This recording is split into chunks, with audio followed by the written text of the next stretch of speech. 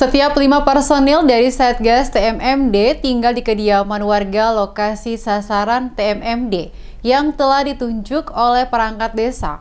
Meski belum kenal sebelumnya, warga mengaku senang saat rumah mereka dijadikan tempat tinggal pasukan.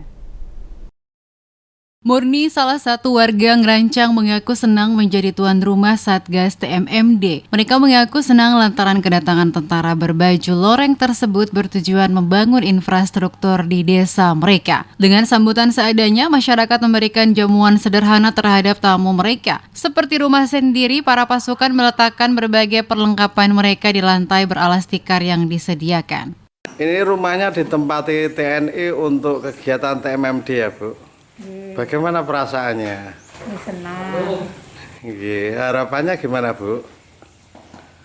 Harapannya itu bisa yang. Sudah pernah mengikuti program TMMD, Bang, belumnya? Saya baru sekali ini mengikuti TMMD di daerah sini. Sudah tahu apa yang akan dilakukan di dalam program TMMD ini? Membangun jalanan sama finishing aja. Selain itu? Tadi diarahnya itu aja. Oh, iya. Bagaimana kondisi tempat huninya ini? Kalau untuk sementara, kalau bagi saya ini sudah termasuk yang udah paling bagus ini.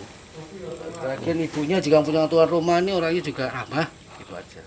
Untuk tempat seperti kamar mandi dan lain sebagainya? Sudah saya cek tadi, bersih, bagus.